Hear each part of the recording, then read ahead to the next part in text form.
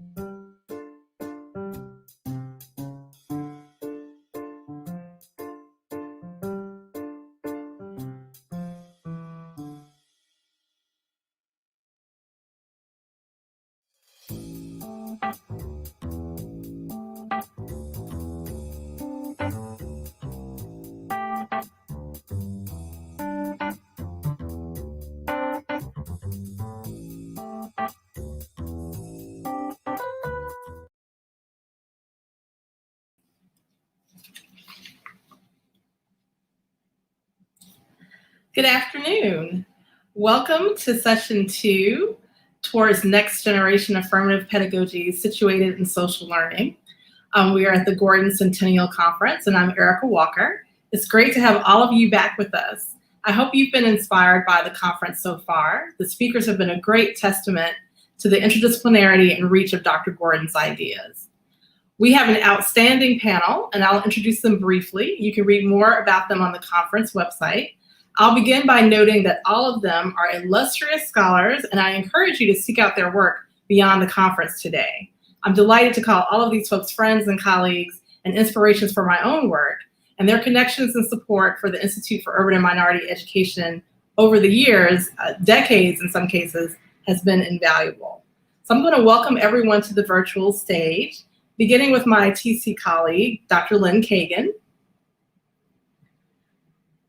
Hi there. Dr. Kagan is the Virginia and Leonard Marks Professor of Early Childhood and Family Policy and co-director of the National Center for Children and Families at Teachers College. She's an award-winning scholar and an expert on early childhood education and policy, and also affiliated with Yale University's Child Studies Center. Welcome. Next is Professor Cynthia McCallister. Dr. McAllister is Associate Professor of Literacy Education at New York University. And over the last 25 years of applied research in New York City schools, she's developed something intriguing called the McAllister Model, which is a sociocultural rights-based pedagogical design that has been used to transform multiple schools into high-performance learning organizations. Thank you, Dr. McAllister. Next is Dr. Eleanor Armour Thomas, who holds a joint appointment as Professor of Educational Psychology at Queens College and the Graduate Center of the City University of New York. Dr. Armour Thomas's research and development activities and publications center on teacher and student cognition related to classroom learning, with a focus on intellectual assessment of children from culturally diverse backgrounds. Thank you very much, Dr. Armour Thomas. Next, we have Professor Maisha Nguyen. Dr. Nguyen is the Associate Dean and Chancellor's Leadership Professor in the School of Education at the University of California, Davis, where she co-founded and co-directs the Transformative Justice in Education Center. Her early scholarship examined how young people create literate identities and how teachers who are practitioners of the craft serve as role models to emerging writers. Most recently, she's examined how restorative justice theory can be leveraged to teach across disciplines. Thank you, Dr. Nguyen. And my other TC colleague on this panel, Dr. Sonia Douglas-Horsford. Dr. Horsford is Associate Professor of Education Leadership in the Department of Organization and Leadership at Teachers College, where her research focuses on the politics of race, education policy, and urban school leadership. She examines the problem and paradox of racial inequality in pre-K through 12 schools and how district-level leaders conceptualize and center equity in their leadership, philosophy, and practice. Thank you, Dr. Horsford. And our discussant is Dr. Kenji Hakuta. Dr. Hakuta is the Lee Jacks Professor Emeritus at the Stanford University Graduate School of Education. And his publications are in the areas of psycholinguistics, bilingualism, language shift, the acquisition of English in immigrant students, and education policy. Like many of us, he's a longtime collaborator with Dr. Gordon, worked with Dr. Gordon closely on the Gordon Commission, and is leading the steering committee for the Gordon Centennial events taking place this year. Thank you so much, Dr. Hakuta, for being here. I want to remind everyone that all of our speakers will be taking questions at the end of the session, so you should feel free, audience members, to drop questions in the chat box throughout this afternoon session. And I just want to remind our speakers that you have about 10 to 15 minutes for your presentations. Thank you very much. We'll begin with Dr. Kagan.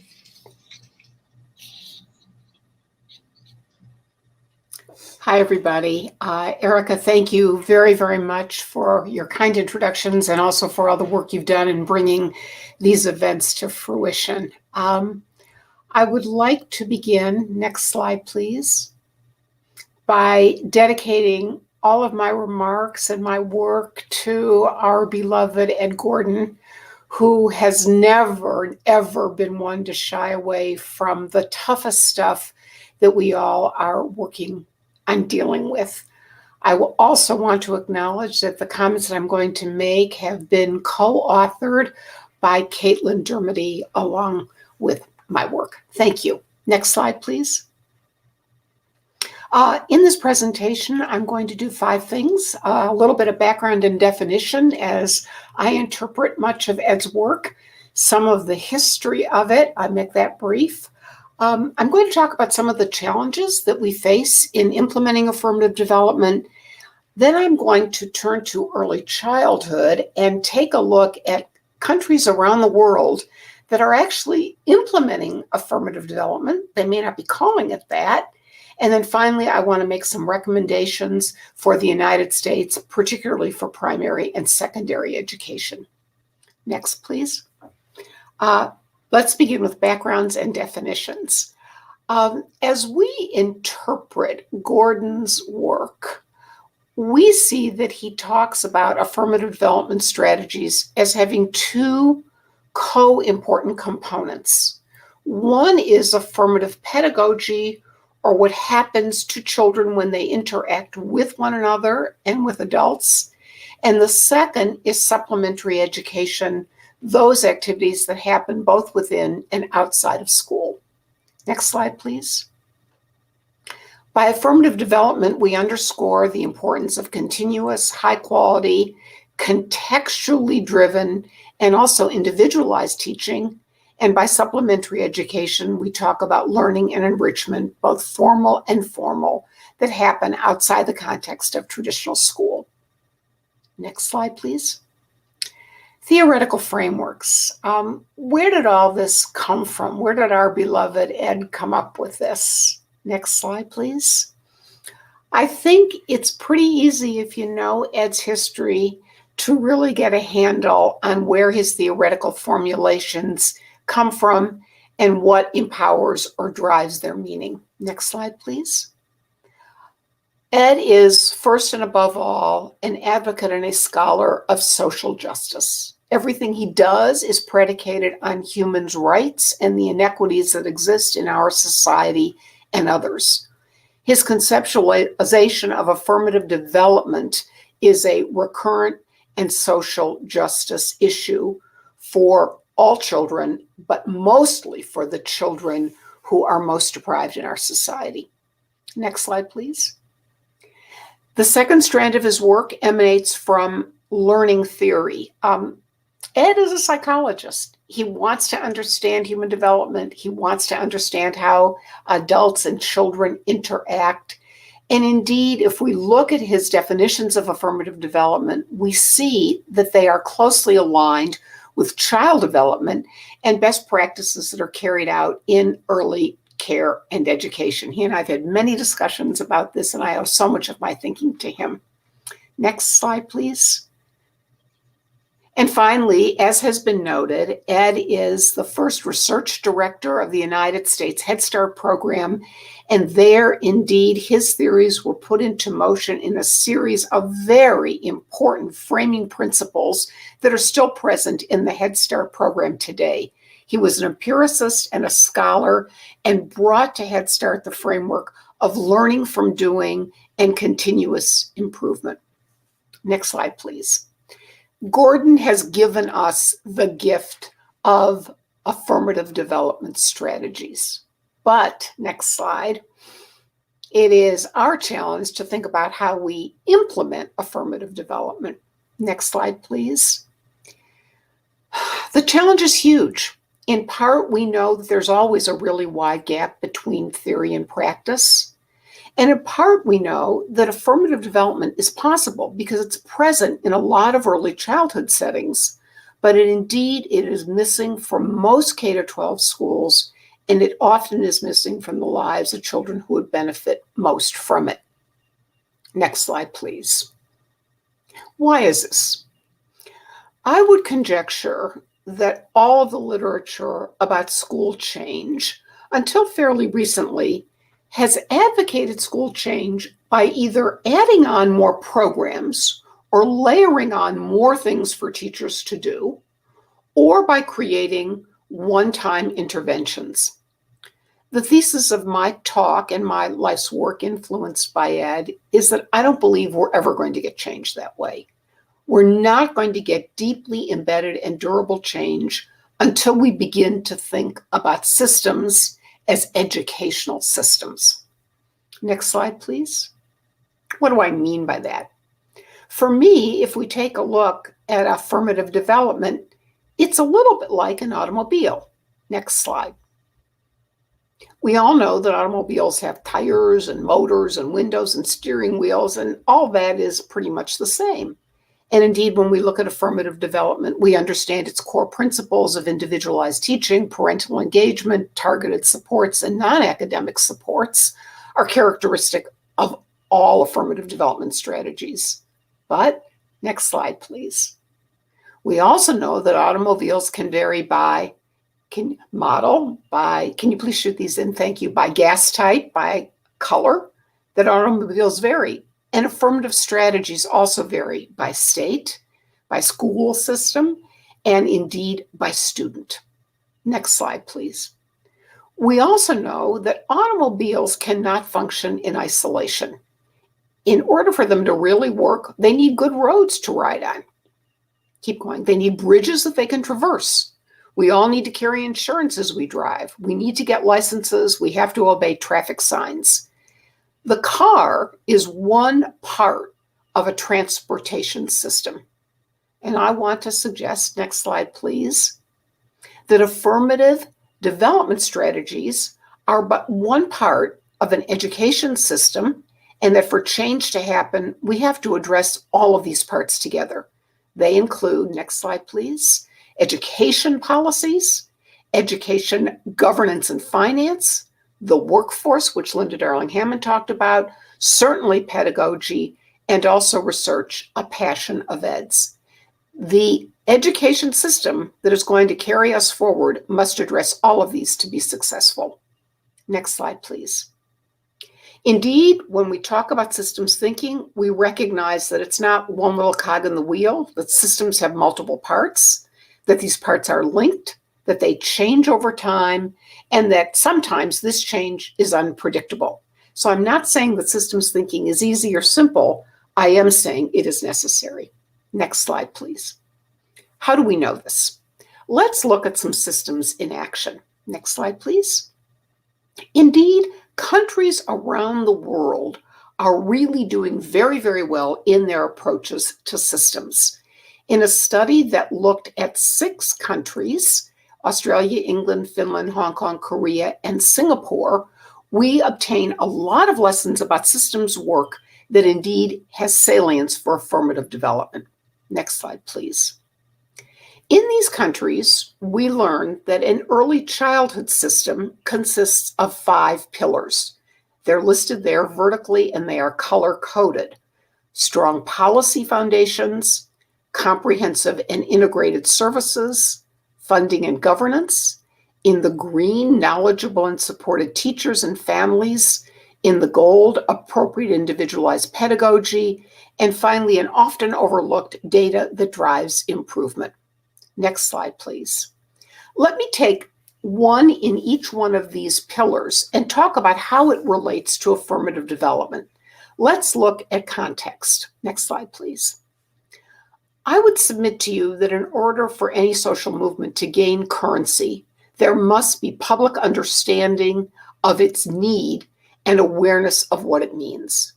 I would contend that affirmative development, as we understand it, is not common nomenclature, and that to make it so, a systemic approach says that we must acknowledge that our work doesn't only happen with teachers and with children in classrooms, but it happens in the broader social context. And so we need to think about how we establish knowledge of and public will for affirmative development. I've listed a few action steps. Basically, we need to popularize it. We need to show why it's effective, why it makes a difference. Next slide. From the second pillar, we learn about the importance of governance in creating an effective system. Next slide. If we look at affirmative development really carefully, we know that it demands linkages with all sorts of systems, with the health system, the mental health system, and with welfare. And we also know there's very little coordination amongst these systems. Therefore, to get affirmative development up and running, we need to really support methods to coordinate and link services through community schools, through community-driven coordination mechanisms. These are really fundamental, and indeed, cities around the country are doing it, but prevalently in other countries in the world, they recognize and integrate the importance of what Gordon calls supplementary learning, and indeed, we need to do that much more systematically. Next slide, please. Workforce. Linda Darling-Hammond talked a lot about that this morning, and I think we all know. Let me discuss it for a moment. Next slide, please. That indeed we know that we are not turning out from our higher education institutions, with a few exceptions, teachers who really know how to personalize education and how to implement affirmative pedagogy and strategies. Therefore, I would suggest that we need to advance affirmative development as criteria for professionalization and certification of teachers. That's a bit audacious, I understand, but I believe we're not going to get anywhere until we reshape certification demands, which will drive what gets taught in institutions of higher ed, which will then in turn help train teachers more productively toward the ends we want to achieve. Next slide, please. Pedagogy. Next slide, please. Today, rigid curricula and structures that accompany it, large class sizes, do not allow for the kind of customization that is required by affirmative development strategies. No matter how good the teacher, no matter how well trained, we've got policies that are really making that very difficult. We need to advance a coterie of policies that support affirmative development: accordion staffing, the use of technology when appropriate, reasonable class sizes. Returning to a point in our action steps that Linda addressed this morning was the use of IEPs, individualized education plans in Finland. We've taken it to an excess. We've highly bureaucratized this, and she's quite right. As we all know, they don't function as well as they should. It doesn't mean, however, that the idea of creating an individual plan for students cannot move an agenda. And indeed, Finland is doing that, at least for their very, very young children. Every child, so there's no stigmatization associated with it, and every teacher in developing that plan has to think about individual children. And finally, next slide, please. Research. Next slide. Without data, advancements in funding and support for affirmative development are likely to go wanting. We need to develop and be committed to a strong research base that explores the principles associated with affirmative development to discern their impact and their effect. I would love to see an entire NIE effort devoted to affirmative development, IES devoted to affirmative development. I'd love to see a call for research that indeed supported it. Next slide, please. So more specifically, what do we recommend? Well, next slide. The first recommendation is we get away from thinking only about programs and one-time interventions, and we really do begin to think systemically. And to do so, next slide, please, with regard to affirmative development, I have 5 really quick recommendations that I've alluded to. One is we have got to establish knowledge and public will for affirmative development, or we'll never get effective practice.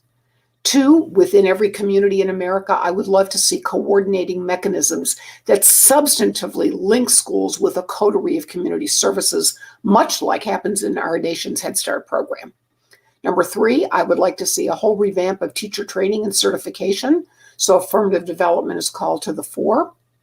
4th, I would like to be sure to advance policies that enable teachers to work in environments where they indeed can implement affirmative development by giving them some latitudes and flexibilities. And finally, I would like to see as a country developing a strong research base that collects data on the value and the effects of affirmative development. Next slide, please. I believe that only when we begin to think and act systemically will we be able to truly honor Ed Gordon's Herculean contributions. To Ed, if you're listening, you have my heart. You are our scholar, our trailblazer, our friend, our national treasure. Thank you very much. Thank you so much, Lynn, for that wonderful presentation. I found myself nodding throughout, and certainly want to endorse a public information and education campaign around affirmative development. And I'm sure some of our other speakers will have ideas about that as well. Thank you very much. Our next speaker will be Dr. Cynthia McCallister. I want to say thank you to the conference organizers for their service, and happy birthday to my friend and mentor, Ed Gordon. 25 years ago, I was a newly minted professor doing action research in a school in the Inwood section of Manhattan, where I was beginning to develop a pedagogical and school reform model. I had the opportunity to take part in the Spencer Foundation Scholar Development Program, and Ed Gordon agreed to be my mentor. It soon became clear that we were wrestling with the same problems of practice having to do with the ways in which pedagogy can become more effective in supporting all learners to achieve their potential. Next slide, please.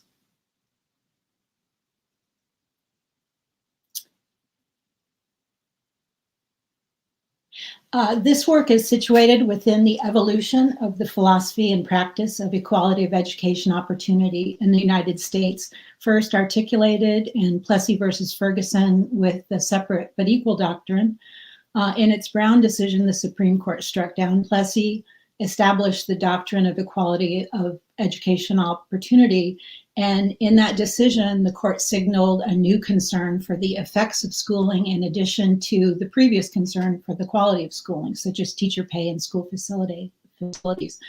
The court, in their decision, also established desegregation as the criterion of equality of education opportunity. Through the decades since Brown, Ed Gordon has pressured the field to embrace a more relevant criteria for equality of education opportunity. He argues that desegregation, while beneficial for society, has not proven to be an effective strategy for improving educational opportunities for poor and minority students, and argues that status quo categories like SES, race, and ethnicity, while serving as important group indicators for political purposes, are less relevant to the aims of pedagogy, which should be concerned with the functional characteristics of learners, such as basic communications, communication skills, problem solving, management of knowledge, and self-management. 50 years ago, Ed proposed a definition of equality of educational opportunity based on the criterion of sufficient treatment to enable adequate functioning. In other words, equity in educational opportunity depends on adequacy of treatment to enable social, political, and economic participation in society. The U.S. Supreme Court, in its Rodriguez decision, voiced a concern, similar concern for adequacy. The court asserted that education, while not a constitutional right, is necessary to adequately support the achievement of competencies needed to exercise the rights of citizenship. And the court suggested that a certain quantum of education to enable that functioning might be eventually considered a protected right. My work has been devoted to the effort to develop such a model of a quantum of education. Next slide, please. A central tenet of the Gordon paradigm is that adequacy in pedagogy requires responsiveness to the diverse functional characteristics of learners. The behaviors children bring to school and the conditions under which learning occurs influence the quality of achievement. So the challenge for pedagogy is to provide an intervention process that is responsive to the special characteristics of learners and enables them to function with adequacy and satisfaction. Next slide. Pedagogy has traditionally dealt with diversity through homogeneous grouping and individualized instruction. But as Ed Gordon has pointed out, homogeneous grouping merely reduces the amount of diversity within the group, and individualized instruction based on treatments tailored to learners' individual traits prove to be limited in efficacy. As a student, I appreciated Ed Gordon's concern for sensitivity to and understanding of the multiple factors that interact with intellect and influence its development. And at his urging, I began 25 years ago exploring literature in what he called, with others at the time, the ecology of human development, and his particular interest in the emerging field of cultural psychology as promising to address some of the problems that he posed. Next slide. Traditionally, knowledge has been viewed as a commodity that can be transferred from one person to another. Formal learning was understood to be dependent on the teaching function in the system of education. Over the last century, behaviorism and the understanding that learning depends on external stimulation has dominated pedagogical practice. Teachers teach, and learners remember what is taught. My exploration of theory caused me to doubt these assertions and to reconceptualize a better paradigm for learning and pedagogy. What I call the positive learning paradigm is grounded in a few key insights from neural and behavioral science. And I'm going to focus the core of my presentation on teasing out several key insights that have resulted in a shift in the way we understand learning, which are insights that I see as being particularly significant, and which I see as being fundamental to the concern for developing a pedagogy that's supportive of human individuality. The first is the readiness potential. Humans are like lower organisms in that their genes give instructions to the body to respond directly to the environment by developing new memory for salient stimuli. The readiness potential is that electrical impulse in the brain that gives orders for an action a fraction of a second before the person becomes consciously aware of taking the action. This discovery brought the existence of free will into question and caused something of a crisis in philosophy, since it proved that our actions have origins in pre-conscious thought. Instead of free will, humans exercise what has been instead referred to as free won't. We exercise rational thought and self-regulation to control our impulses and conform to the norms in the social world. So development is beginning to be understood as a process of conforming to the demands of the social world. This finding helps establish that learning and development are self-directed processes. We're not controlled by the environment because our powers of self-management help us navigate reality. Another significant finding is the phenomenon of selective attention. The neuroscientist Eric Kandel discovered that in order for an explicit memory to form, memory for people, places, or things that are the substance of the formal curriculum, the organism must be selectively attending to the phenomenon in question. And the strength of attention plays a role in determining the strength of memory that develops. Neurotransmitters that give instructions to the cells to make new connections carry attentional significance. This finding helps us understand that in addition to being self-directed, in order to learn, the object of learning must be adequately salient and purposeful to the individual. The social brain hypothesis, first advanced by anthropologist Robin Dunbar, explains that uniquely human cognitive capacities to read others' intentions evolved in human beings to enable them to coordinate behavior in large social groups. Our brains do what they do best when they're doing it in coordination with others. I became convinced of the need to better develop a conception of learning based on human intention, or what the philosopher John Searle calls the sense of aboutness to people and things in the world. Human beings create and participate in the social world through the skills and motivations of shared intentionality. The cultural psychologist Michael Tomasello has advanced the shared intentionality hypothesis, the proposal that these capacities for shared intentionality give rise to the very qualities that make us human. Social cognition, communication, cultural learning, cooperative thinking, collaboration, prosociality, social norms, and moral identity. With attention to these and other concepts and theories, I reconceptualized the traditional practices of the industrial school into an educational design that promotes self-direction and social interaction. Next slide. The McAllister Model is a pedagogical design based on the Gordon paradigm. To achieve more effective equality of education opportunity, the model provides learners with access to rich environmental experiences, fundamental freedoms to direct their own learning, and access to full and free forms of association. Next slide. The McAllister Model is an approach to school transformation based on principles of the positive learning paradigm, some of the insights which I've just mentioned. The paradigm is applied in practice through 4 bodies of curriculum. Keepers of the Culture is a civics program that teaches social norms of civility and personal responsibility. Sparks is a personalized learning curriculum that fosters independence and supports learners to identify goals and carry out their own intentions. Learning Cultures is a curriculum of social situations or formats.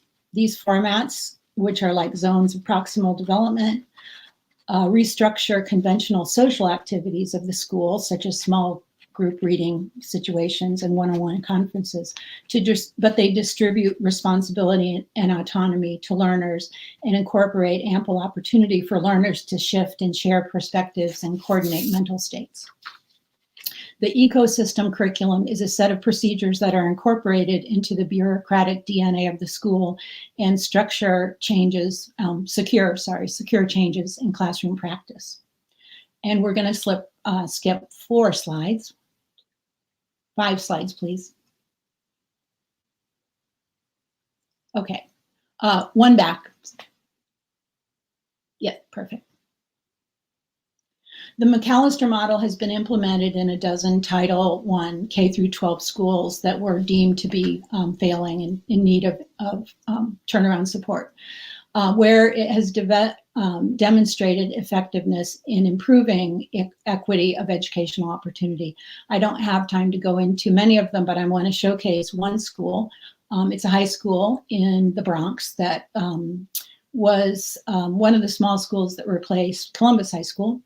It had 81% English language learners, 97% of students received free lunch. Learning Culture served as the regular education program, as well as the language program. There wasn't a separate language program. The language learning happened in the context of the regular education program. The language, the model was implemented between 2011 and 2015, and the first class to have had the program in every class for 4 years graduated in 2015 with a graduation rate of 73%, outpacing the city average by 3 points.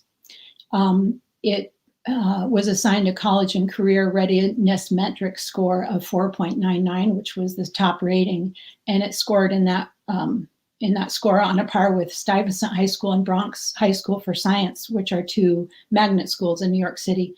It nearly doubled the graduation rate for English language learners citywide.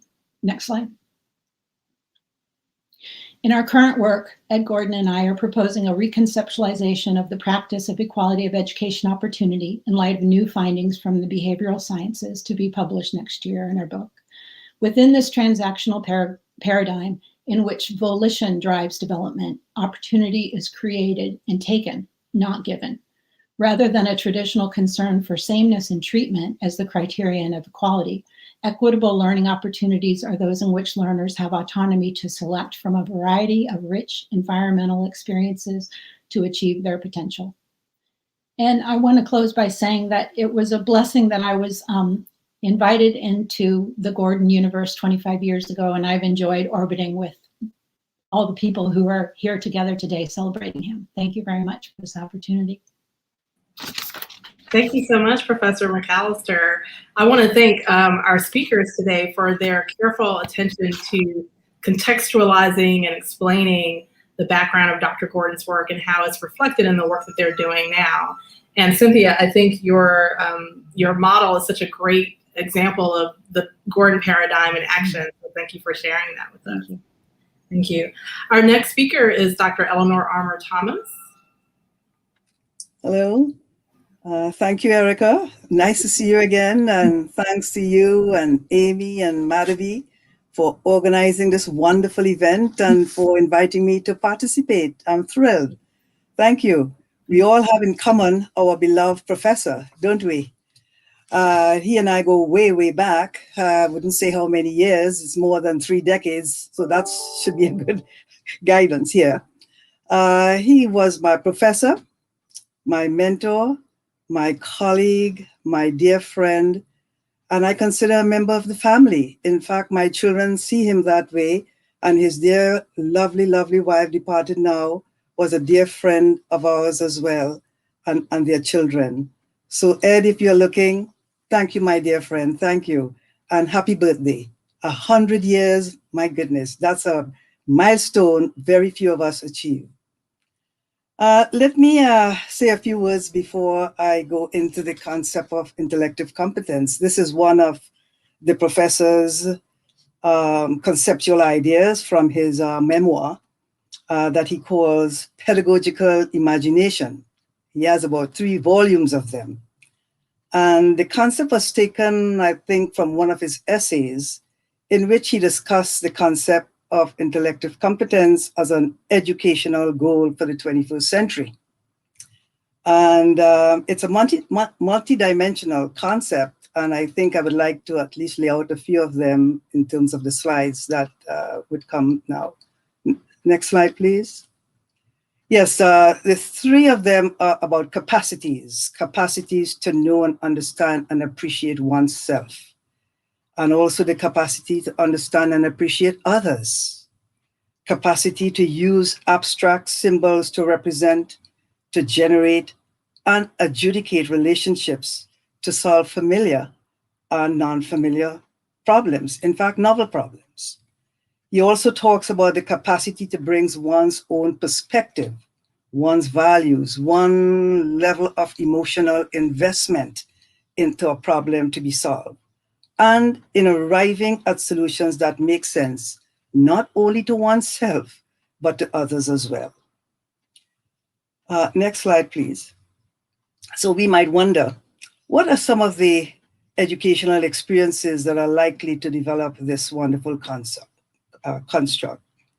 Well, you know, Ed believed that education is the quintessential human enterprise, that as human beings, we educate one another. We teach each other to learn and how to learn.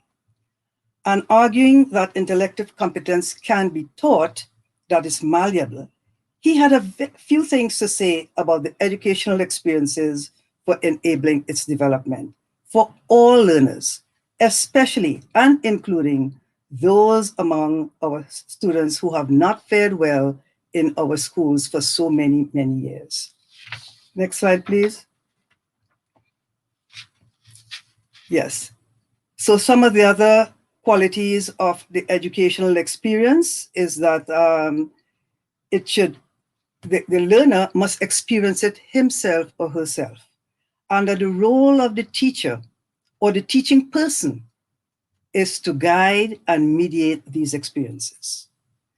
And especially they must allow the voice, the agency.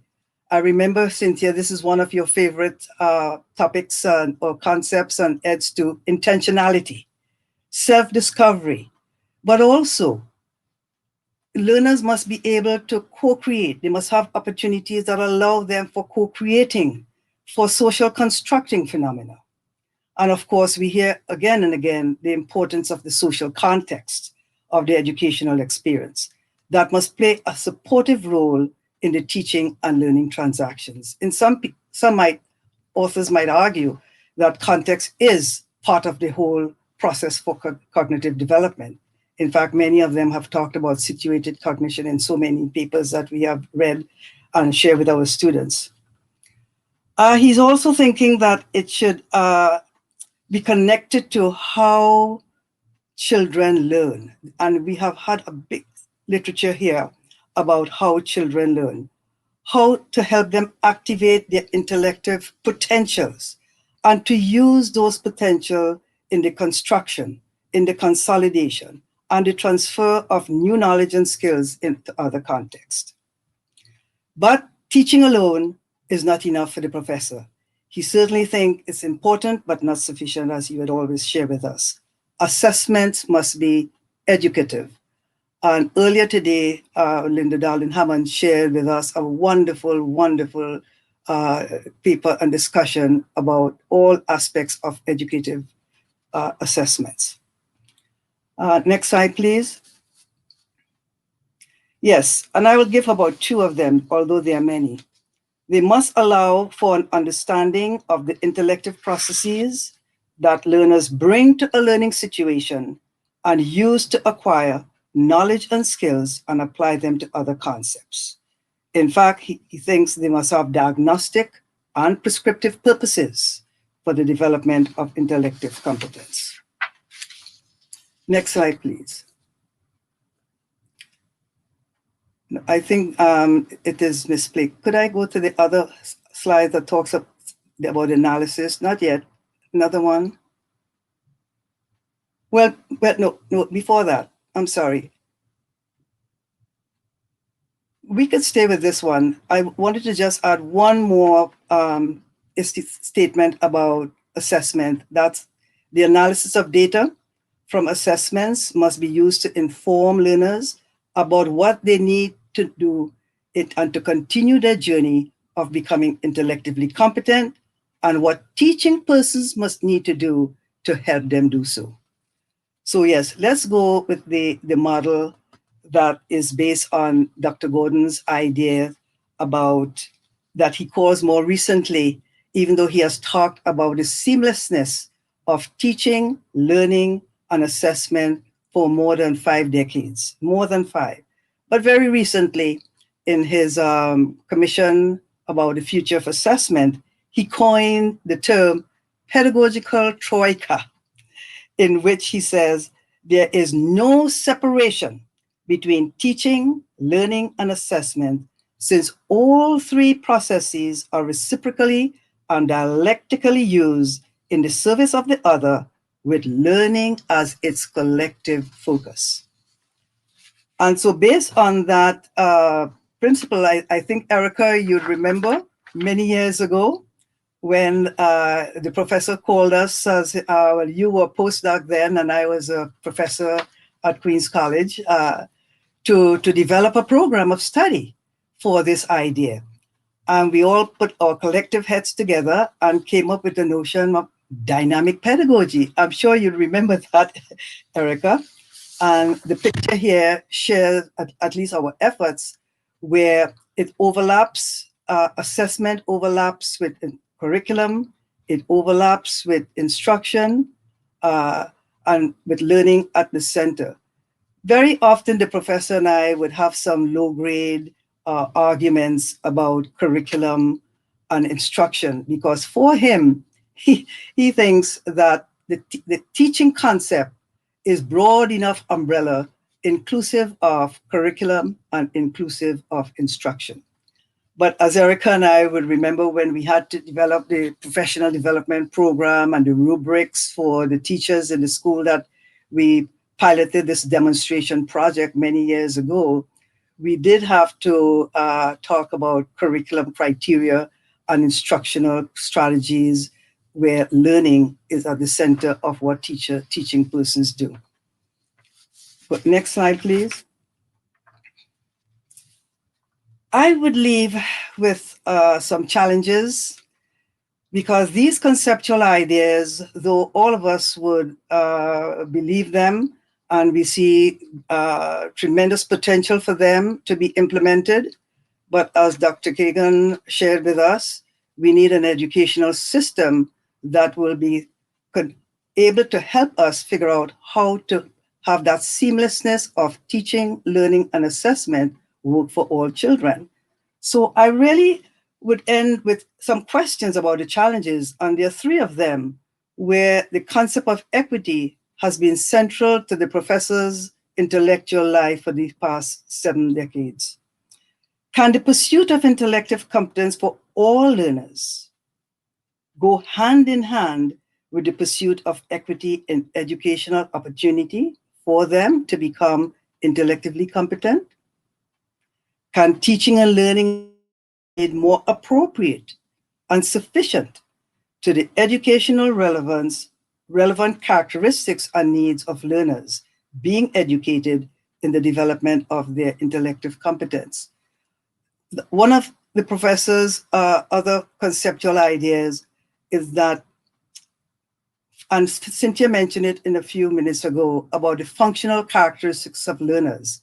Yes, there are important aspects of status about them: race, gender, class, sexual orientation, and all of them have meaningful issues for identity and well-being. But he also talks about the functional characteristics of learners, even though society has put these descriptions and talk about them in terms of these labels. Cognitive style, personologic aspects of ability to be persistent and stay on task, emotional investment, having a sense of agency.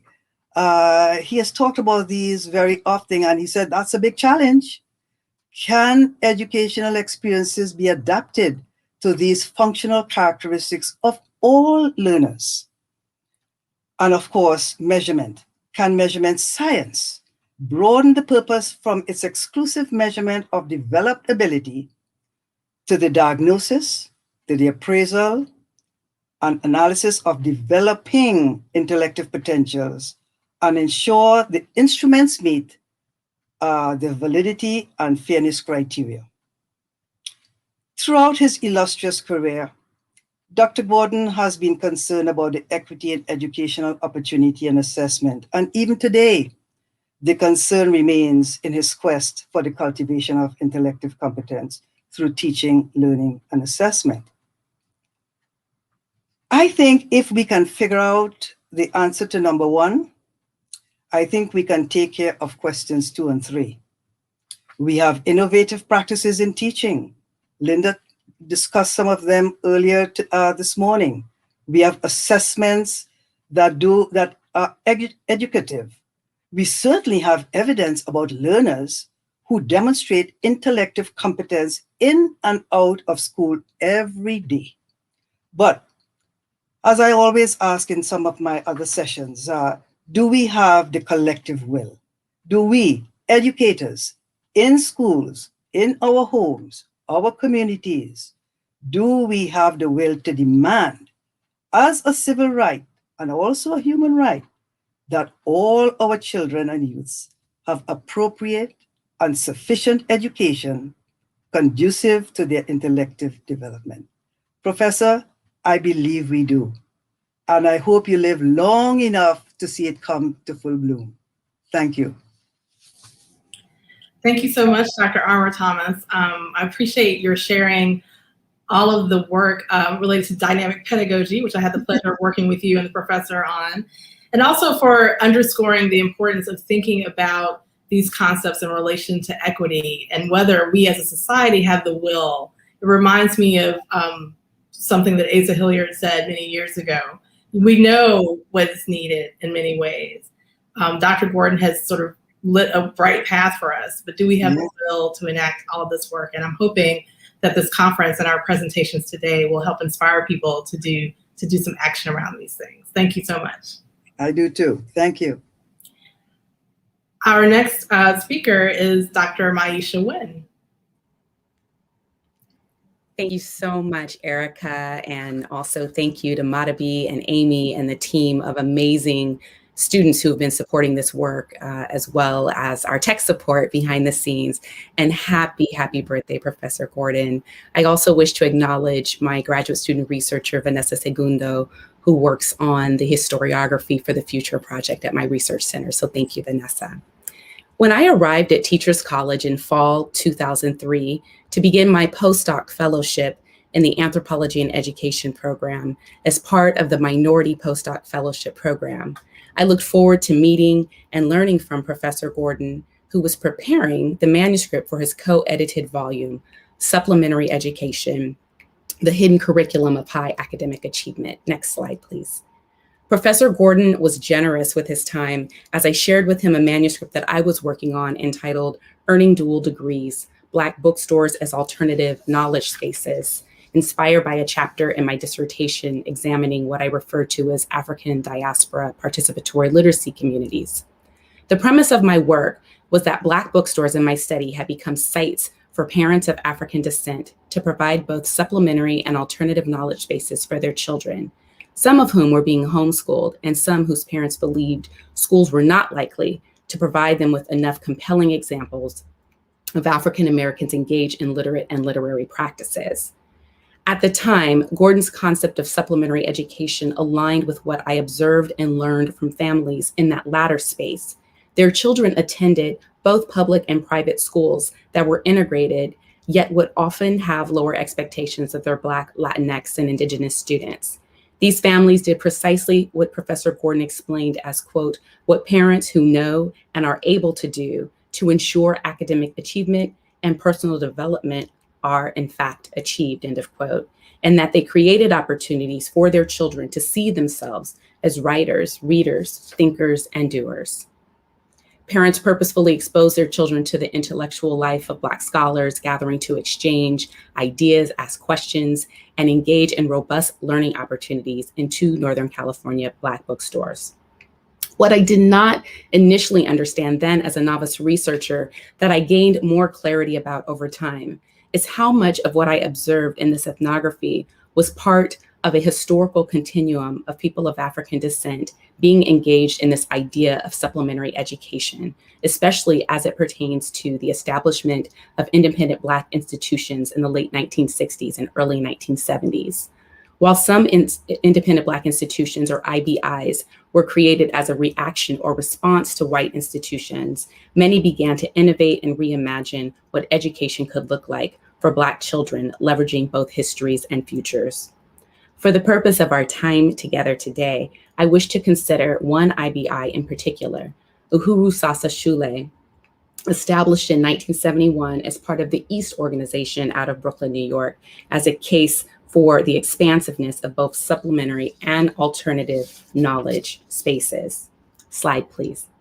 While I could, and elsewhere I do, consider the IBIs throughout the country, such as the New Concept Development Center out of the Institute for Positive Education in Chicago, Illinois, established by our very own Carolee and Haki Madabuti, who I know will be at this conference, the Hidiana School established by Tayari Kwasalam and Kalamu Yasalam, the African Free School in Newark, New Jersey, established by Amina and Amiri Baraka, the Nairobi Day Schools in East Palo Alto, and many, many others that were a part of the Council of Independent Black Institutions.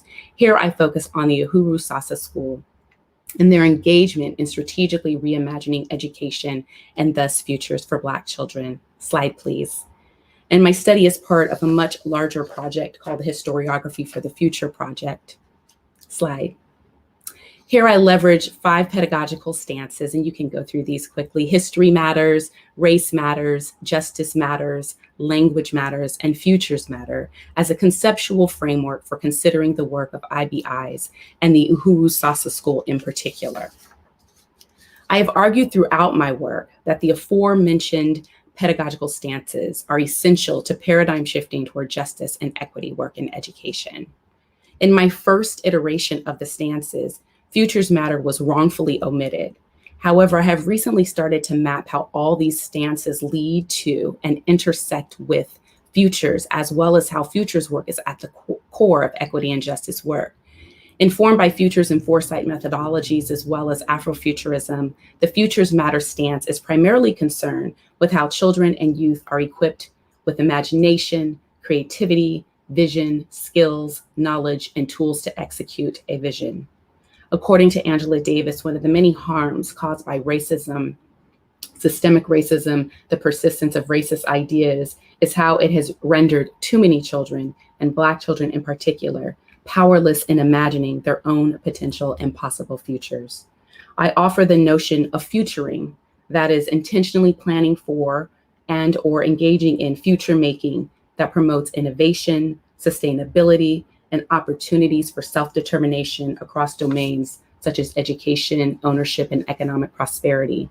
Futuring is working toward a collective freedom rather than individual freedoms. And futuring is political too. And much like Professor Gordon's assertion that supplemental pedagogies should underscore the politics of education, independent Black educational institutions challenge social constructs on what schools should look like, sound like, and feel like for Black children and their families. These institutions also troubled the word education by asking what is the purpose of education and considering how education and schooling are indeed different. What are the continuities between engaging in cultural relevance and sustainability and the work of school? Will these always be at opposite ends of the spectrum, or are they closer than we have allowed ourselves to believe? I want to provide an overview of the Uhuru Sasa School that was established in New York City after the New York City teacher strike in 1968, or what has been referred to as the strike that changed New York. This will not be an analysis of the teacher strike or the conflict that is sometimes referred to the Ocean Hill-Brownsville struggle for community control or the Ford Foundation experiment, as there are several historians who have engaged these tensions that some would argue continue to haunt New York City public schools today. I have argued elsewhere that there is a dearth of research that focuses on what happened after this, the creating, the imagining, the designing, the building, the futuring, that Black parents and their children and educators immerse themselves in to create educational experiences after Ocean Hill-Brownsville. Ultimately, I argue that next generation affirmative pedagogies sit at the intersection of histories and futures and can draw from historiographies of independent Black institutions to imagine multiple paths forward. Slide, please.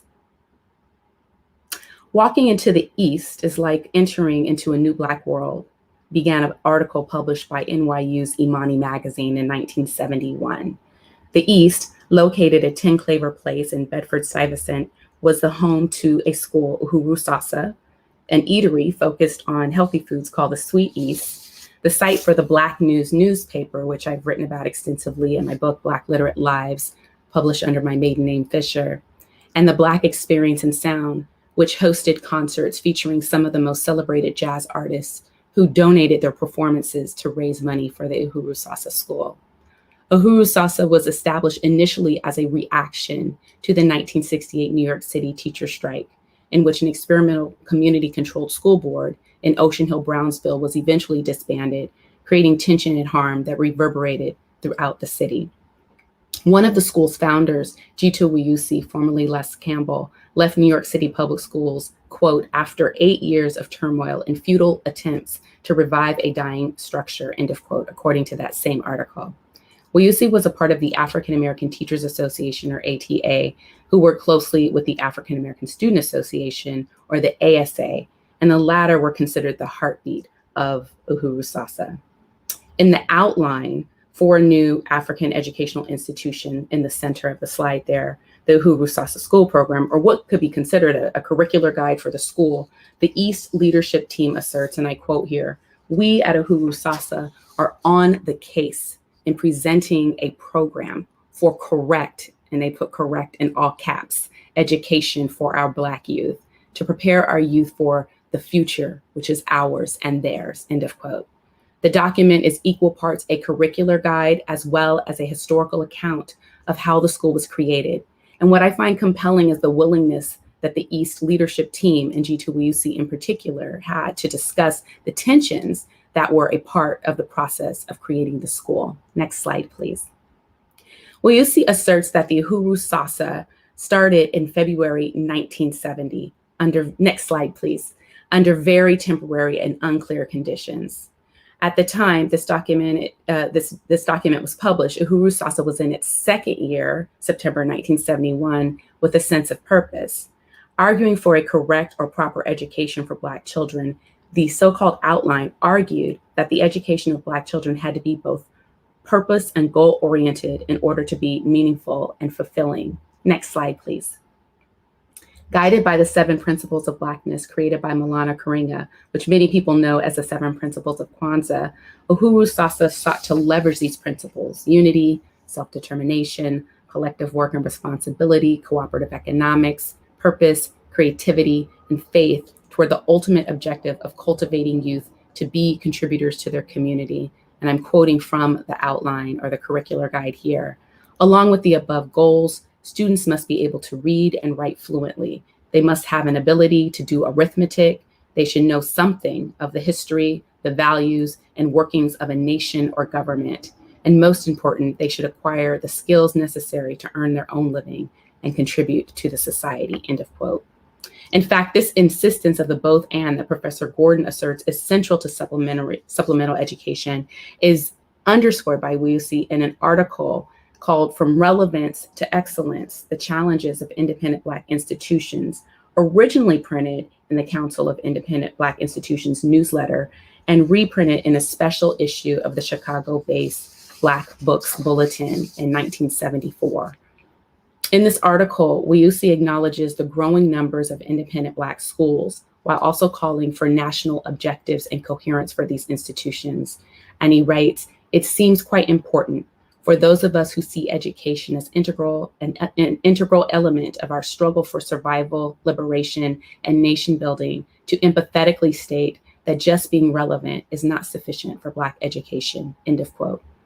So what is this correct or proper education Wiyusi and other stakeholders of IBIs are calling for? How is it defined? How does it extend beyond relevance? In my analysis of primary source materials from an archive focused on establishing IBIs, the salient characteristics of a correct Black education included: 1, being grounded in the aforementioned 7 principles of Blackness; 2, moving with families and communities. So not only was there a process of addressing the miseducation of the public school system, but also having parents and families consent to a re-education, considering that they had been educated in those very systems. 3, thinking beyond one's individual success. This was what I was referring to, moving toward a collective freedom. 4, imagining an expansive future. 5, focusing on purpose. And 6, earning dual degrees, that is having relevance in one's community as well as having the credentials that are accepted by a broader audience. Next slide, please. Madabuti's seminal text, From Plan to Planet, Life Studies, the Need for African Minds and Institutions, offers an even more straightforward conceptualization of correct Black education, or what he calls an African-centered education, where he asserts there should be three key tenets: identity, purpose, and direction. And I see these in conversation with Professor Gordon's intellective competence. In my Futures Matter pedagogical stance, I have come to think about identity as acknowledging the past, purpose as being rooted in the present, and direction as being prepared for the future or futures. Slide, please. In other places in these documents, a correct Black education has four very straightforward points: that Black children are educable, Black children are lovable, Black children are reliable, and Black children are our only asset. Next generation affirmative pedagogies have to engage in the same ideology and mindset. And unfortunately, the same points are having to be made some 50 years later. And scholars like Maisie Golson at University of Michigan and Erica Bullock at the University of Wisconsin-Madison argue that seeing Black children as brilliant should be the rule rather than the exception in mathematics education, for example. And you have scholars like Katy de los Rios at Berkeley and my colleague Danny Martinez at UC Davis, who consider how translanguaging can and should be viewed as an asset for children and youth. Slide, please. The Transformative Justice in Education Center, next slide, thank you, that I co-founded and co-direct with Tori Nguyen, curated a collective of scholars with the support of the Spencer Foundation, who leverage histories and futures to consider the work of restorative justice and transformative possibilities across disciplines, such as math, science, English language arts, social studies, history, digital media, as well as what teaching and learning can look like for differently abled learners. And while many of us continue to imagine what this work can look like in schools, we are also thinking about how these next generation affirmative pedagogies may be more sustainable in our work directly with children and their parents. Thank you so much, Dr. Gordon, for all of your contributions and for pushing us in our frameworks and how we're thinking about this work. If you visit our website, tjecenter.ucdavis.edu, you can access all of the frameworks. They're free, they're under Tools for Teachers. Thank you so much. Thank you so much, Professor Nguyen. I'm sorry, we just had a little bit of feedback there. I think we fixed it. Thank you so much for that marvelous presentation and for reminding us, as Lunanis Caraballo says in the chat, that histories and futures should be in dialogue with each other. And I think that's definitely something that I've taken from Dr. Gordon's work. And your work has influenced my thinking about mathematics communities and the work of mathematics that happens both in and out of school, inspired by your work on Black literate lives. So it's so nice to see all these interconnections and intergenerational ideas coming to fruition in so many powerful ways, not just in service of the humanities, but in service of STEM and human development. So thank you so much. Thank you. Our next speaker is Dr. Sonia Horsford. Hi. Hi. Greetings, everyone, and thank you, Erica. It is a great honor to be here with all of you to celebrate the life and scholarship of Professor Edmund W. Gordon, and to join this panel discussion on next generation affirmative pedagogies, situated and social learning. I want to also thank Erica, Matabi, and Amy, and all who helped make this event possible, and to Kenji for his leadership of the steering committee for this year's Centennial events. It has been really wonderful to hear from Dr. Gordon's mentees and to be a witness to the significant impact that a scholar mentor can make, not only through their research contributions, but also through the personal and intellectual lives of scholars similarly situated in their commitments to transform education through the power of ideas and conceptual leadership informed by sound scholarship. I first met Dr. Gordon when I arrived at TC in the fall of 2016, but I didn't have my first meeting with him until February of last year to discuss a book idea and program of research that he was interested in launching. The project was tentatively entitled A History of the Education of Peoples of Color in the Americas, 1920 to 2020. And its aims would be to articulate this history as experienced by peoples of color over the last century, I had reached out to faculty colleagues at UME to see who might be interested in working on this project with them, and I immediately responded, ooh, pick me, pick me. Just the idea, the possibility of being able to work with Professor Gordon on a project like this was, for me, for anyone who knows me and what I care about, a dream come true. I mean, imagine working on a volume focused on the history of peoples of color with a scholar who not only helped shape much of that history, but also lived it. And as a neophyte to the teachings and mentorship of Dr. Gordon, I cannot thank him enough for teaching me, pushing me, challenging me, supporting me, and trusting me to lead this volume, and for bringing me into the fold. And for that, I will be forever grateful. My remarks today center on the first line of inquiry to be developed from this program of research, an edited volume focused on the education of peoples of African descent, and the many challenges and opportunities that have arisen as part of such an undertaking. As we consider the next generation of affirmative pedagogies situated in social learning, it's instructive to consider the history of the education of Black people in the United States and how those experiences and the purposes and values associated with that education shaped those experiences and outcomes. And so I'm really delighted to be a part of this discussion where so much of this work is really coalescing in really exciting ways. And this history, I believe, is critical to our knowledge and understanding of the problems associated with racial inequality, discrimination, and racism in education, and to inform efforts to improve the nature and quality of the education made available to Black students and other historically disenfranchised students.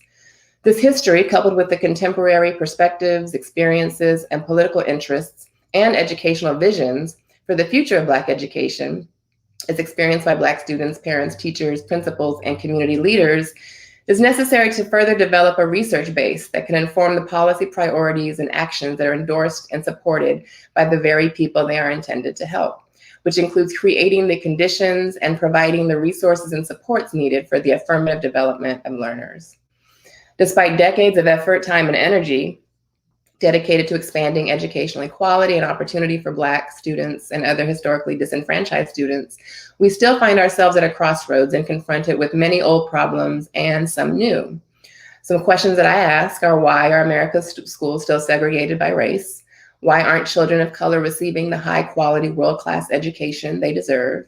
Why is the American teacher workforce still overrepresented by white women? Why does the school to prison pipeline exist? What does it mean to close gaps or achieve equity when even the dominant group, in this case, white students, are not necessarily getting the nature or quality of education they need to be able to contribute meaningfully to a constitutional democracy?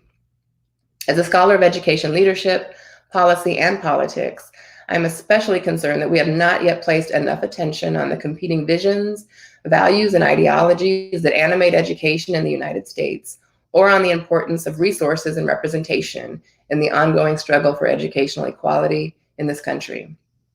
The racial reckonings of the last year that have continued on to the present, and most recently the passage of state legislation banning the teaching of race and racism, points to what is in fact a political struggle for the control of the education of students of color, America's yet subjugated class. As policymakers and education leaders at every level of government work to advance racial equity in schools, it's not yet clear whose vision will guide this major social, cultural, and political undertaking. Yet the voices, the experiences, and the perspectives of people of color on the education of their very own children, no less, have historically been absent from the research, practice, and policy conversations that have and continue to determine their fate.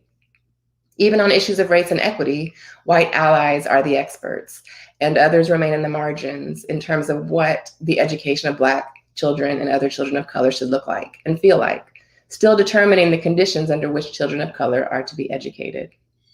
But what happens when the dominant racial group controls not only the power structures that govern and administer education and social policy, but also the research evidence that serves as the basis for policy implementation, evaluation, and practice? I've argued elsewhere that the problem with the use of research evidence in the field of education is the problem. It is based upon the belief that educational opportunity is available to all, when U.S. education has never truly been a welcoming place for descendants of the formerly enslaved or those subjugated to second-class citizenship and white terrorism under Jim Crow. As such, the future of education in America must reckon with this history. We must learn it to know it, so that we might understand it, as Dr. Gordon always explains to us, as was told to him by Du Bois, that we must understand something in order to really know it, and in order to develop a clearly articulated vision that can garner widespread support among those committed to the affirmative development of all learners. In fact, I would argue that the best measure of whether or not the field of education is making progress on its equity agenda would be based on the quality of the learning experiences afforded to Black students in the US. Rather than continuing to produce and consume research that quote unquote, quote, discovers, end quote, the inequalities that most of us already knew existed, we must envision and build a system of education where everyone is free, where the education of peoples of color is an emancipatory one, based on a new scale for assessing the struggle for equal education as one characterized in the history of the education of peoples of African descent through the themes of survival, community, agency, liberation, and equality in terms of equal status. I wonder if it is possible to develop a shared vision of education in this country, given the great political polarization and racial violence that we're currently experiencing. If so, who should create it and who will lead it? Can the movement for racial equity and justice be advanced through the use of research evidence focused on efficiency and effectiveness alone? What might we learn when we hear directly from Black students, parents, grandparents, teachers, counselors, psychologists, principals, coaches, and community leaders? Fortunately, the tried and true research and scholarship of Black educators and theorists who have committed their intellectual lives and careers to studying the systematic education of Black children in white dominant societies provide the guideposts and blueprint for those truly seeking to break free from the oppressive policies, ideologies, and values that continue to serve as barriers to educational equity and justice. To truly transform education, we must first deepen our understanding of the great battle that we are in. This begins with actually asking people of color what they want and need, and then listening to what they say. The voices, concerns, ideas, and vision for what students, parents, and educators of color want and need is the evidentiary basis upon which any agenda for educational equity must be developed, if that is in fact what we truly seek to do. And we must also recognize that Black education exists far beyond the narrow confines of a school building, classroom, parent-teacher meeting, or test score. And many of the problems associated with Black education is simply a symptom or manifestation of the misalignment between the purpose and aims of Black education within the context of systemic racism, which Professor Nguyen, I think, did a really incredible job of highlighting through her historical case study of the school that was developed in New York, independent Black institutions. This is going to require us to focus on the role of policy and politics in educational transformation and social change. In his 2004 Brown Lecture for the American Educational Research Association, the organization for which Dr. Gordon currently serves as honorary president, Dr. Gordon discussed Bourdieu's notion of capital as, quote, access to the variety of forms of capital that are essential to the effectiveness of education, end quote. This, he explained, it of course included human capital, that is having people in one's life who are themselves reasonably well educated, as well as polity capital, which he defined as, quote, a sense of membership. Polity capital, or in this sense, or the sense of membership or belonging, he explained, suggests that, quote, if I feel that I'm a member of this group, that I belong to this group, then your standards and what you're about and the way in which you do it are important to me. I want to be a part of the group. I model my behavior after that. But if I don't feel that I'm a member, then I don't give a damn about what your values are or what it is that you're trying to teach me. Also, if you don't think I belong, if you don't consider me to be a member, then you are willing to pay taxes, then you aren't willing to pay taxes for my education. You don't care what happens to me. You welcome a government that will warehouse me, incarcerate, and put me in prison, and care about my education. And you don't care if most of the people who look like me are in prison or overrepresented there, end quote. This is the issue of polity capital. And it is evident that America's schools and school systems have a way to go, as they are currently unprepared to meet the educational needs of Black children and many other children of color. So where do we go from here?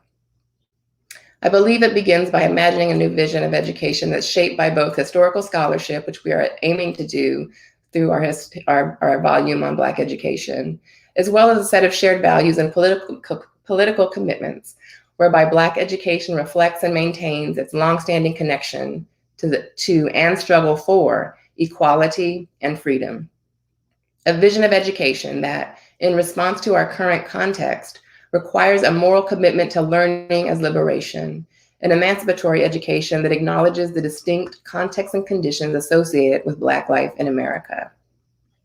And so I conclude by returning to a few of the recommendations that Professor Gordon offered in his 2004 Brown lecture, the inaugural lecture, where he said that we first must get back to being concerned with the academic ability and affirmative development. And I'm applying this to Black children and youth, especially among those who are less likely to have access to education-related forms of capital. We must also make sure that schools and educators are trustworthy in the eyes of Black communities. As Dr. Gordon's work has found, feelings of trust in the institutions in which one is learning and in those who represent the interests of the institution is a crucial variable. And finally, we must find ways to bring joy back into education through early and continuing exposure to pleasurable and progressively more rigorous learning experiences. Ultimately, as Dr. Gordon concluded in that lecture and maintains through his conceptual leadership and intellectual life, the end product is the fully developed mind. It is our most powerful instrument, the human mind, using our heads in addition to our data. And so advancing this agenda will also require, as he concluded, working closely with members of the civil rights and human rights communities, policymakers, advocates, and activists to demonstrate the significance of education in a democratic society and how the country must marshal its resources to invest in the affirmative development of all. Thank you, Dr. Gordon, for your thoughts, your words, ideas, and mentorship, and for allowing us to celebrate your centennial birthday with you. Happy birthday.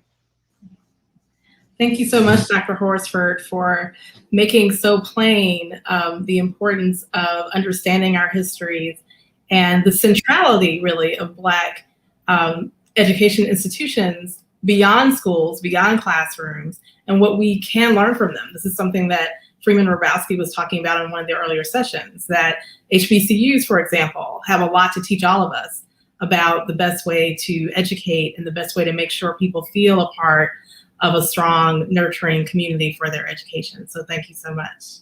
Thank you. Now we'll turn to Dr. Kenji Hakuda. Hi, Kenji. Thank you. Hello, Erica. Thank you, Erica. I wanted to start by thanking you and Madhavi and Amy for doing such an incredible job of organizing, and so far so good. The technology is working great. So to your whole team, congratulations. It's really an honor to be part of the gang here. I did want to start by sort of looping back to some of the presenters in the first session, which reminded me of, there are times in life when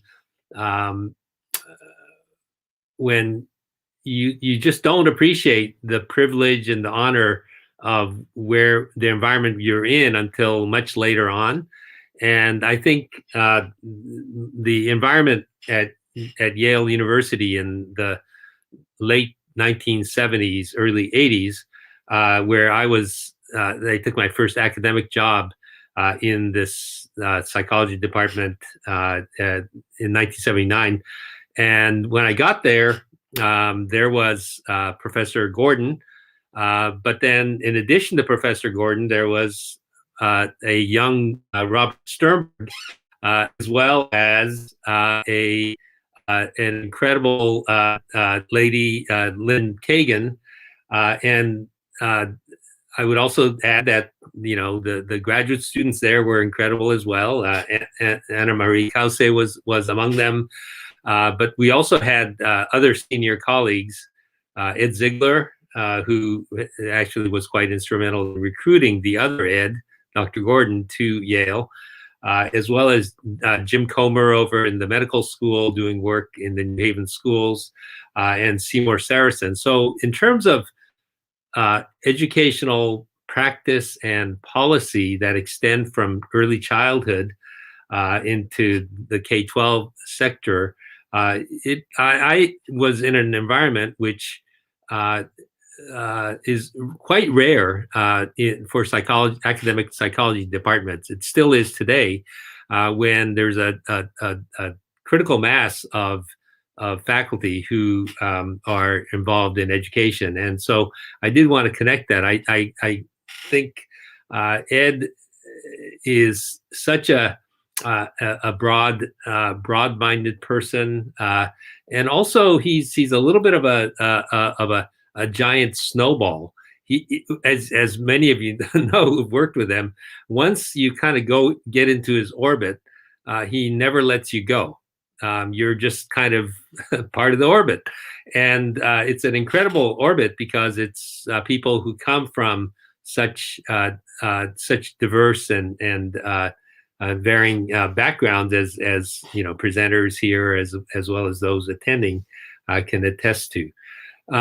So anyway, all that is by way of appreciation, and I think had it not been for Dr. Gordon and other senior colleagues at Yale who sort of were already involved in the practice and policy of education, I probably never, I would have stuck to what I was doing there, which was pursuing some esoteric psycholinguistic theories of language development. And I may never have gotten into education as a field. So I truly personally appreciate that as the roots of my own professional work up to the present day. This session is about practice and policy, and I guess in some ways, if you look, and part of the privilege of working on the Centennial is that I get to talk to Dr. Gordon quite regularly, and one of the conditions I gave to him for doing this was that he tell me some stories. And I kind of focused some of our conversations on the 1950s when his life overlapped with Du Bois, and so the late 50s, mid to late 50s, and the early 60s was when all that happened. And I'm just kind of eliciting and just marveling at the kind of the stories that I hear of the people who crossed his paths. And in the course of that, though, of course, he told me about the work that he and his wife Susan did in starting the Tubman Clinic for Children in Harlem, and that was in 1952. And I say that because at that time, Ed was 31 years old, I think, if my math, if my math is correct, he was about 31, 32. And I'm kind of picturing this beautiful couple, he and Susan, working, and in the context of these incredible people, Du Bois, of course, Elsa Heuserman, who Ed mentioned, or I think Linda mentioned earlier today, as kind of one of the sources or foundations for his interest in formative or educative roles of assessment that go back to the days of Binet, as well as other colorful characters, Doxy Wilkerson, Charles White, the artist, who was also mentioned in the earlier session. So I'm just kind of developing this mental picture of this incredible period of time when there's all these people in the Gordon's orbit as they started the Tubman Clinic for Children in Harlem. And the reason I mention this is because this came after his work in the ministry, and before he really got started on his full scholarly career. And so really it's a natural instinct for him, I think, and very much shown by the papers that are in these 2 days, of how really the North Star, the goal that you're going for, are these services to address equal educational opportunity. And so it really is not, I guess you'd have to coin a new term. It's not from research to practice, but it really is starting with practice and finding the kinds of research and scholarship that helps build and support that work. And I just wanted to share that perspective.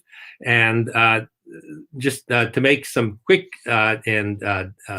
really quick references to the papers from this session and what I appreciated from them, and this hardly does justice to any of them, so they will be truly brief. Lynn, I really appreciated your articulation of the systems perspective. That is not this is not a space for silver bullets.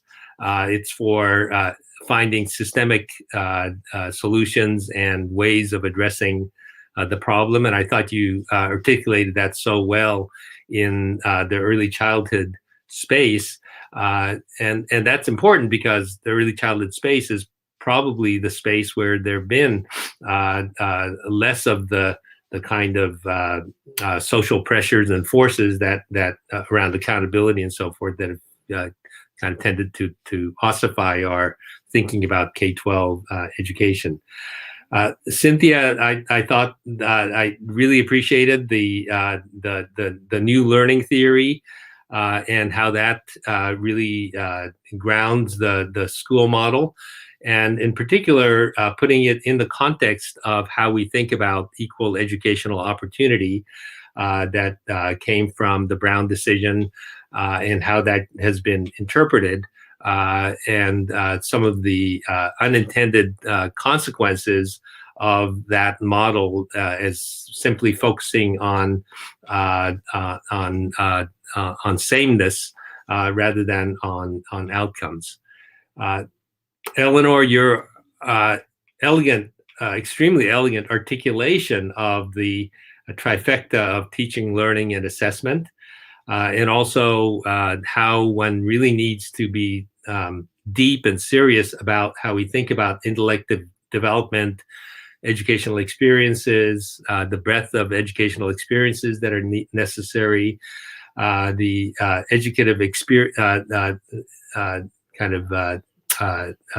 assessments that play into that were very much appreciated. Maisha, the characterization of the Black bookstores and the IBIs and the sort of futures vision, I really appreciated. But what I really wish that you had actually, this was in your paper, but I think I might have missed it if you mentioned it in your oral presentation, was the IRB metaphor that you gave for the interview that the person you were trying to interview gave you about asking about your perspective and where you were coming from and so forth as being your IRB for the research, and IRB with its history of trying to correct some of the injustices such as the Tuskegee syphilis experiment and so forth, or study and so forth. I think it's really worth I think digging further into that metaphor that you offered us, and thinking about what does an IRB that is I'm thinking of it again metaphorically, not bureaucratically in the way universities do it, but what is an appropriate IRB for the warrant for doing research, and what are some of the safety nets that need to be built into it. And finally, Sonia, the piece I really draw from your presentation was the voices of the people about whom the research is in education, and who controls the research evidence. And I think that's just such an important perspective to understand from the perspective of history. From my own field, I work mostly around English language learners and the educational opportunities for those students. And I think that there's a possibly important perspective that some of our work can help in the interpretation of equal educational opportunity.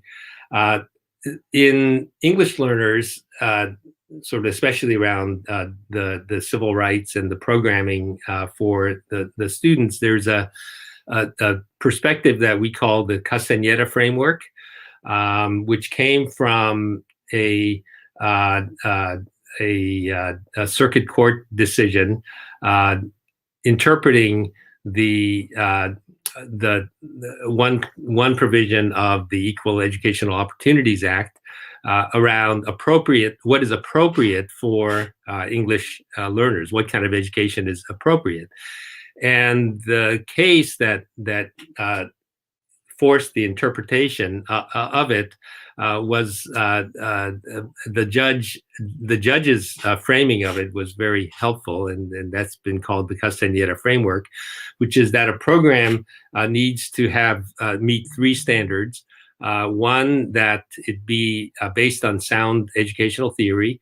The second, that the theory be implemented adequately. And the third is that you evaluate the program after a period of time.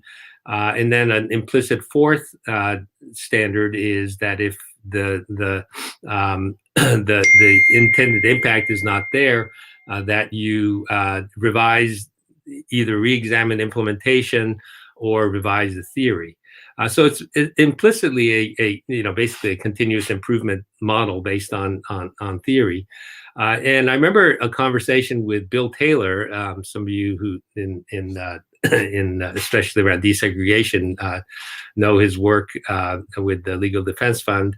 I remember he talking about wishing that there was something like a Castañeda framework available for his work, because most of that is really about sameness. It's about desegregation and access to the same facilities and so forth, which is one step, but doesn't really get to kind of working towards and tailored programs for particular populations and so forth, as well as for individuals. And so I think sort of creating something, a framework like that might allow some of this work to really catch further traction in the policy world. Finally, and if I don't want to run out of time here, but I did want to share with you, just read from something that W.E.B. Du Bois wrote back in, this is his autobiography, his third autobiography, I believe, which he wrote in the ninth decade of his life. And in it, he writes about trying to organize the presidents of the Black HBCUs, what he called the Negro Land Grant Colleges.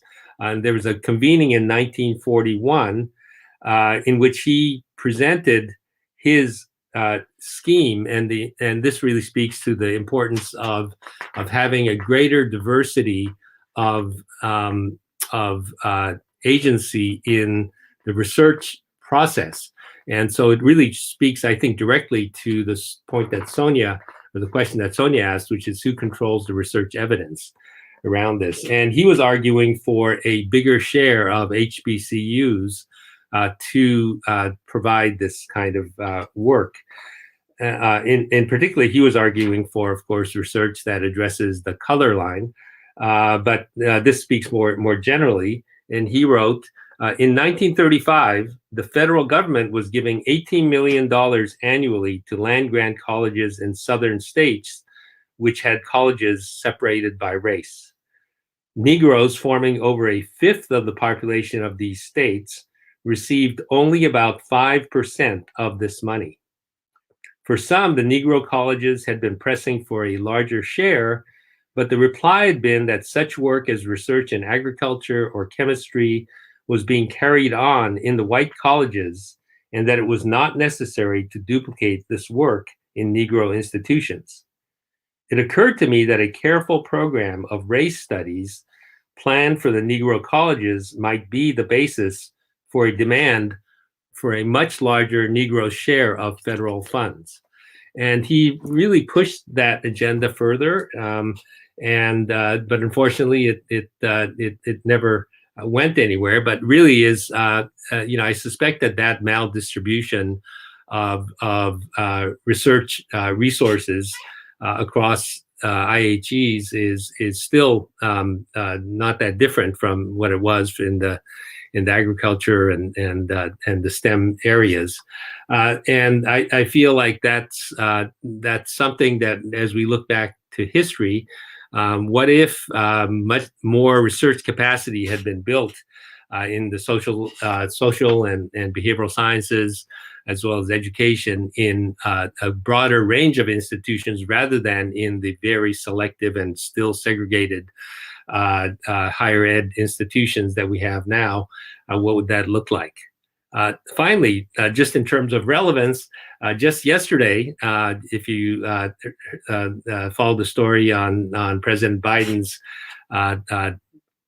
speech in Tulsa, that one of the pieces that caught my attention was his reference to the importance of fostering and providing funding for more STEM research to be done in HBCUs.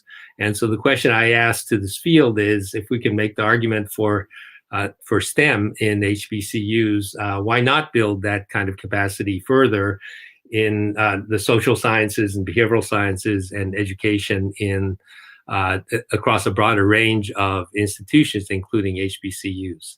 So thank you. Thank you so much, Kenji, for summarizing and pointing out some key things from everyone's work and linking it to Du Bois's work. And as a mathematics educator, I have been very interested in Dr. Du Bois's work on statistical portraits at the Paris Exposition, and how that was really telling a story and using quantitative methods and sociological data to talk about Black excellence, particularly in the South. So thank you for bringing that up. I'd like to bring all of our panelists back now. And while we're waiting on a question from the audience, I wonder if anyone would like to talk about or ask about someone else's presentation. We can have a bit of a dialogue briefly, just because I think there were so many interconnections, and it'd be interesting to hear what you thought of each other's presentation. I'd love to comment on Sonia's presentation. I appreciated all of your presentations so much. And Sonia, I really loved where you led us to this question: can we create a shared vision of education and a definition? And if so, who should be a part of that conversation? And that just really resonated with me as I've gone through the document analysis process of these documents, and there are these definitions of education that I'm not sure that everyone would map on to our current socio-political landscape for everyone. And so I love that you got us there, and I'm not sure if that comes from some other work or thinking that you're doing, but I'd love to just hear a little bit more about that and other spaces where you're asking that. Just really appreciate your talk. Thank you, Maisha, and I really enjoyed your presentation, and I'll be reaching out to you. So we're actually, wrapping up a study on COVID and systemic racism, really, and how it's impacted Black education. So Erica is a part of that, Dr. Gooden, and some amazing students that have really, given us the opportunity to do focus groups and a survey to ask, how are you doing? How has COVID and increased racial violence, police brutality, all of the issues that we've been dealing with over the last year impacted you, your family, your community, and education particularly. But what we find is that it's not it's not separated in any way, you know, and we've seen really overwhelming consensus across participants, whether they're students, whether they're teachers, principals, parents. Many are parents and teachers in the sample, and across different parts of the country. So what does resonate, at least within the Black community and those that we've identified, and a lot of them were educators or in education, was that there was this shared vision and that it really centered around community. It's centered around ensuring that students had what they need to be successful, that they were affirmed, that they were safe, that the curriculum reflected them and their history, and that there was, you know, trust, that there was this sense of trust, that I can trust the system and that I can trust those who are in it. And so that's where Dr. Gordon's words, I think, and the research that he has done really resonated in that, you know, we have to really contend with this issue of trust and mistrust and how, and think about how we begin to build that. And I think it begins by asking people what they think, how they feel. And many times, you know, I feel like many of the solutions are going to come out of their recommendations. So stay tuned. Thank you so much. Thank you.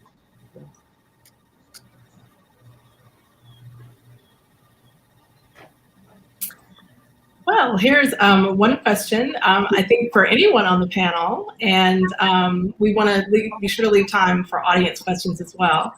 In what ways has Professor Gordon influenced your thinking, career, and or scholarship?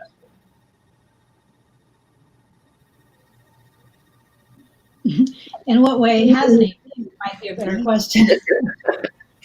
Yeah. Yeah, he has done a marvelous job in influencing mine, even while I was a student, and then even as a professor in the area of assessment, teaching and learning. And I'm so impressed and really in awe that these issues are still relevant today as they were when I was a student in his class. Yeah. I would say modeling the behavior of opening doors. For me, I think of him and whenever I think what would Ed do, you know, his approach is not to be a gatekeeper, but to open doors and to lead and say, come into my room, you know, and I think that style and what that has modeled for me has been really precious. I think, you know, to some people, I'm afraid of sharing ideas that might seem kind of like crazy. And I appreciate how Ed always says, can you tell me more about that? And I always feel like this sense of safety and security to share my ideas, and through discussions that aren't always like, not always on the same page. It's through the kind of back and forth, for lack of a better word, arguments we have, that the ideas get developed, you know, further. So I appreciate the dialogue and the trust and where that has gotten me. I'll chime in. For me, he is the quintessential model of what an academic should be. He is a scholar, a thinker, a gentleman, a mentor, a guide. There simply is no one better. And I think probably everyone who is listening really joins me in cherishing who he is as a human being, and indeed what he has contributed both to the profession, to the field, and to each of us individually. I think love would be the word that I hear emanating from all of our hearts today, certainly from mine. I think we've all demonstrated how he has impacted us in terms of our intellectual engagement and scholarship, but the human being is just his generosity of spirit, the invitation to sit at the table. To me, that old school intellectual, let's sit and let's talk and let's build, and it doesn't have to lead to something right now today. It's for the sake of talking it through, thinking it through, building with others, connecting ideas. And, you know, when I landed at Teachers College for my postdoc, he said, this is like a pre-tenure sabbatical, write, collect data, collect data, collect data. And I understood him, but now I really, really understand him, right? He said, never in your time will you have this sort of middle in between time to do this work. You know, make it count. And those were the best words and the best advice that I've gotten in my academic career. And I think we can rest assured that from everything I've read about Du Bois, that was not modeled by Du Bois. He would have had other responses to than "Can you tell me more?" And I think he did get a lot of that from his background, his family, and his father. Thank you all.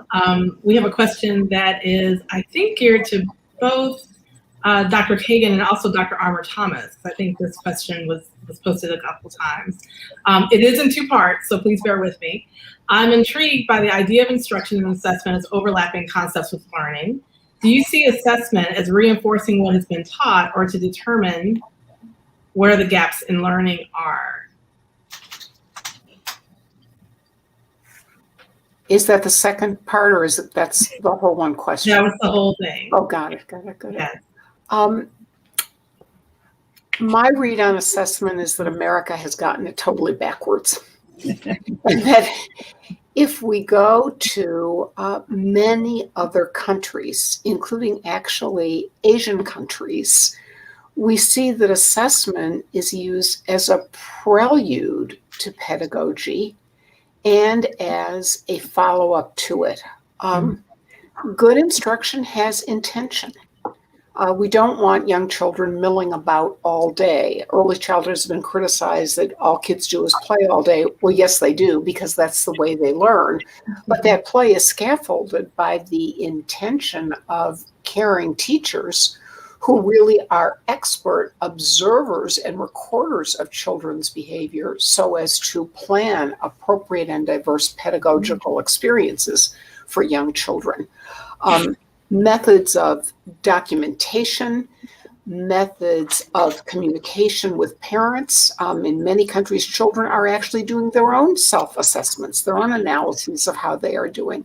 So I would just beckon people to really look at some of the innovations that are happening for very young children around the world as pointing the ways to the way we might totally reconfigure assessment for older children and in our own country. Yes, I agree. And when I think of assessment and its overlap with instruction and learning, I think of the notion of formative, where you find out where the learner is, you use the pedagogy to enable that learner to get from point A to point B, and you look at the results of the assessment to inform the learner as feedback and to inform you too, to inform what adaptations should I make in my curriculum? What changes in my instructional arrangements? Well, how would I engage the learner maybe in a different kinds of task? So it is very interactive assessment, learning, and instruction. Thank you both. I think we're waiting for one more question.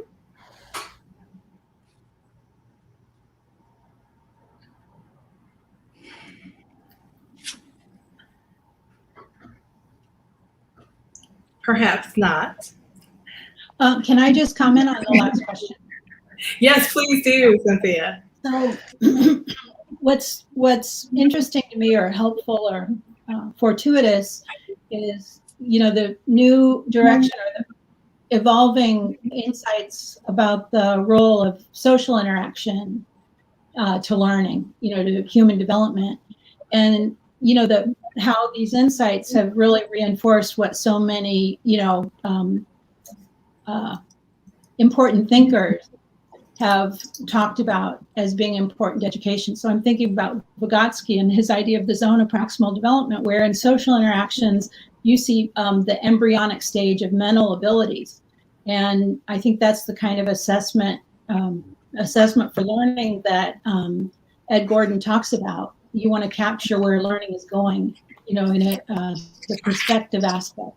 And so it's in these social interactions when they're structured appropriately that you see the embryonic forms of the mental abilities that he talks about in terms of intellective development. Yes, yes. I think it raises an important question about the need to assess situations rather than individual minds, because if these mental abilities, take form in social space, we need to have better ways of understanding the nature of what it is we're trying to assess. So that kind of gives us some things to think about. Hear, hear. I want to thank our wonderful panel for all of your ideas and your contributions and for being here today. I want to thank our audience for being such a wonderful audience and for our very active chat box. I was trying to keep up with all the kudos and all the interest that people had and all this wonderful work that you're doing. So thanks to everyone for joining us today. I want to thank our tech crew for helping all of us run a smooth session. And we look forward to seeing everyone tomorrow for day 2. We'll have the first session beginning at 10:30, and we'll culminate the day with a 6 o'clock kind of virtual reception / closing ceremony where we'll have the opportunity to hear from Dr. Gordon at that session. So we look forward to seeing all of you tomorrow, and have a wonderful evening. Thank you so much. Thank you. Thank you. Thank you. Okay. Thank you. Wonderful. Just great day.